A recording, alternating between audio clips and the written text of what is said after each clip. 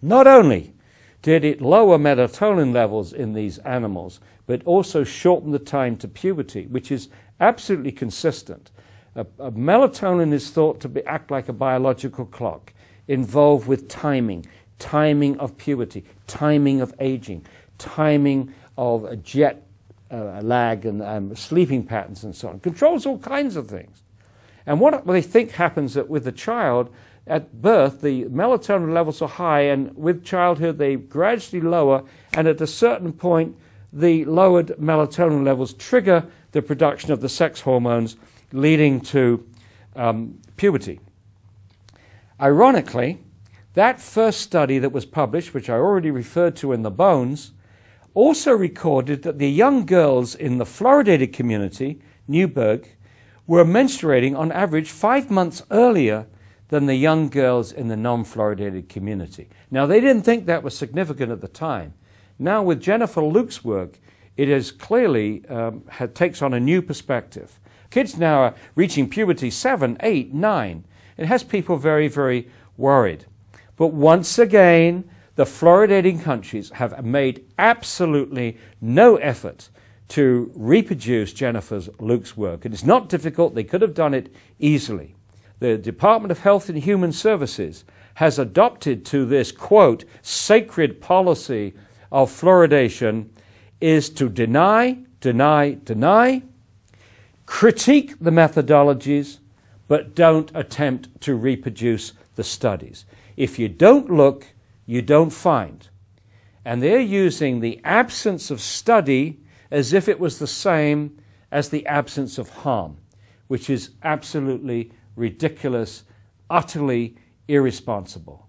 So now they're giving every indication, particularly the Center of Disease Control that avidly promotes fluoridation around the United States, and around the world for that matter. The impression that they give is that it's more important now to protect this practice than to protect the health of the American people and our babies and our children. It's almost as if the teeth have become the most important tissue, the most important organ in the body, instead of our brains, instead of our thyroid glands, instead of our pineal glands, instead of our kidneys. Obviously, we would like to get fluoride out of Austin, which would have national and international significance if we could pull that off. And you've got a lot of good people working to that end. But it's not going to happen overnight. It may take 1 or 2 years to get that.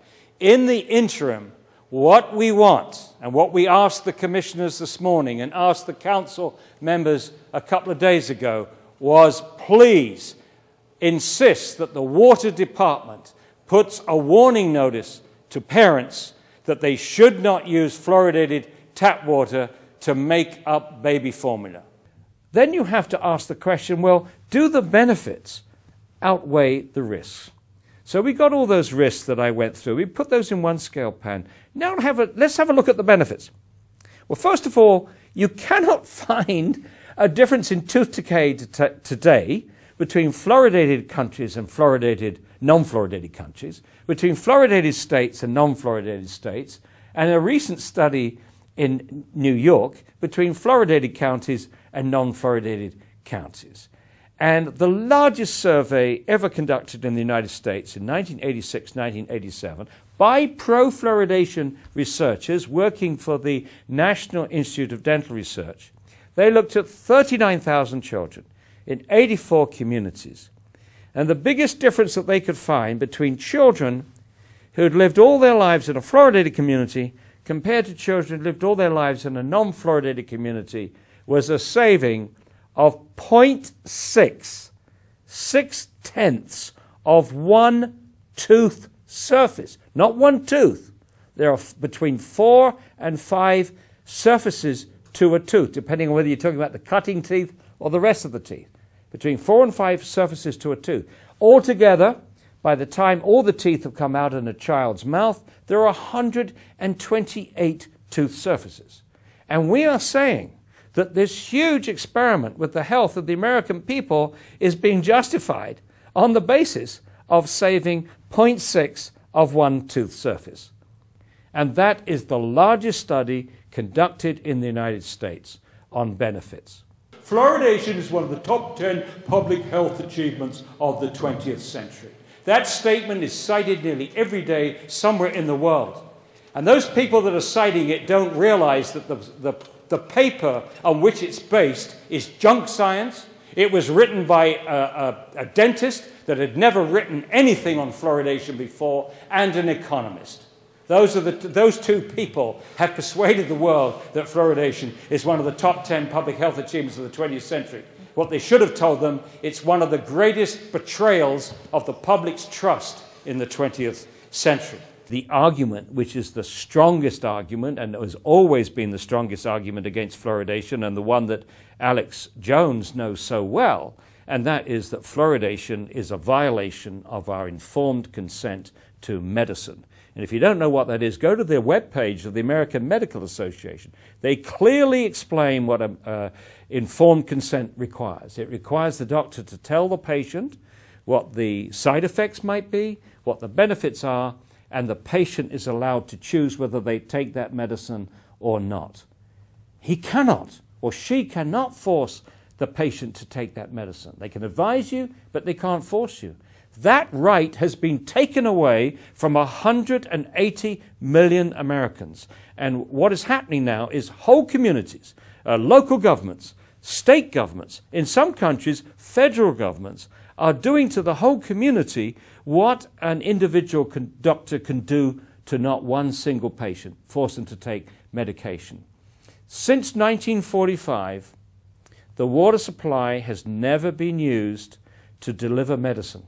Because once you put a medicine in the water supply, you can't control the dose, because you can't control how much water people drink.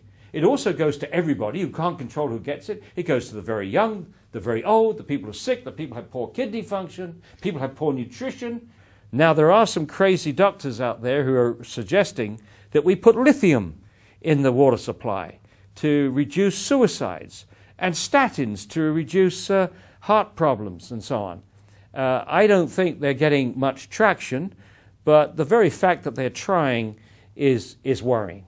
Once again, you can't control the dose, and things like lithium have a very narrow range of sensitivity, so you can easily expose people to too much. In fact, before fluoridation, they did have an experiment where they put iodine in the water.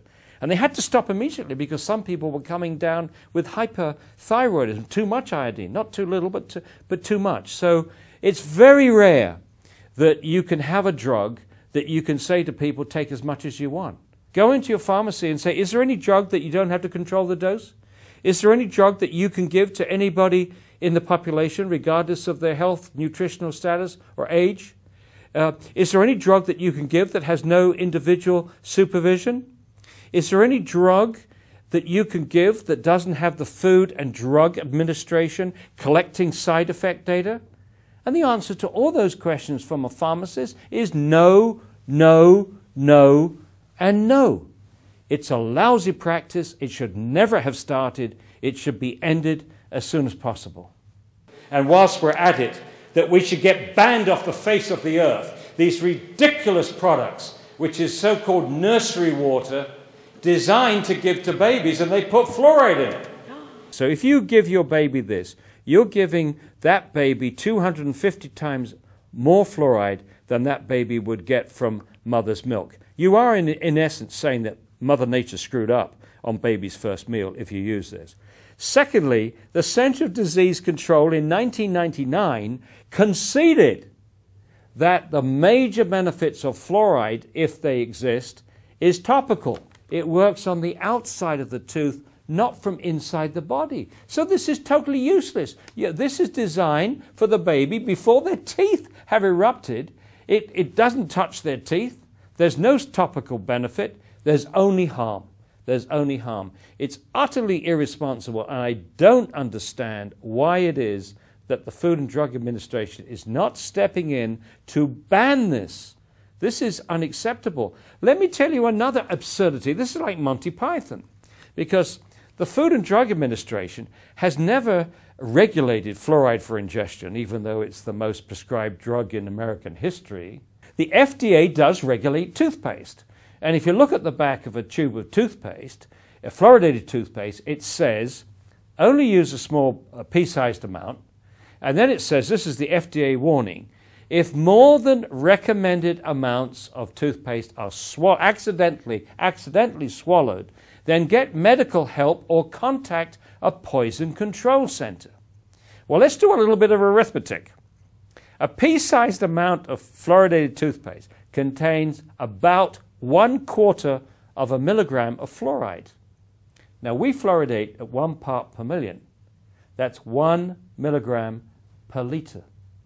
1/4 of a milligram of fluoride would be in 1/4 liter of water, or 250 milliliters, or 1 large glass of water. Okay, Monty Python, come in. Oh, I think you should put a notice over the tap. Don't swallow this water. And if you drink more than 1 glass of water, contact a poison center immediately. It is incredible. It's laughable. I have a theory. I haven't tested it. But I suspect that the individuals at the FDA that put that warning on the back of a tube of toothpaste probably outraged that they'd never been allowed to regulate fluoridated water for obvious reasons, that they weren't able to protect the health of the American people. And I suspect that they put that label on the toothpaste to sabotage the fluoridation program. A pea-sized amount of toothpaste is equal to 1/4 of a milligram of fluoride, which is equal to 1 glass of water. In 2003, the United States Environmental Protection Agency asked the National Research Council to review its safe drinking water standard for water, which is 4 parts per million. After 3 years, a balanced panel produced this 507-page report with 1,100 references. I was one of the only anti-fluoridation scientists that testified before this panel. They gave me 45 minutes immediately after the Center for Disease Control, and I'm happy to say that much of what's in this report vindicates what I've been telling communities for the previous 13 years or so.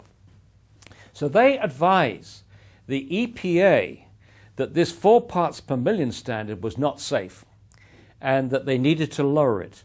And they recommended that the EPA determine a new standard which would require a health risk assessment. Well, if you join the dots, they did all the work for the EPA here. If you join the dots and looked at the lowest levels which cause known harmful effects and apply an adequate margin of safety, the new safe drinking water standard goal, that's the science-based goal, would be less than 1 part per million. And that would end fluoridation just like that.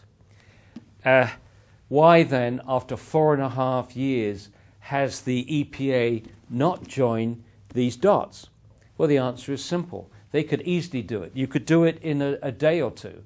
Robert Carton, a former EPA risk assessment specialist at the EPA, within a few weeks had written an article saying the new MCLG based upon this should be 0.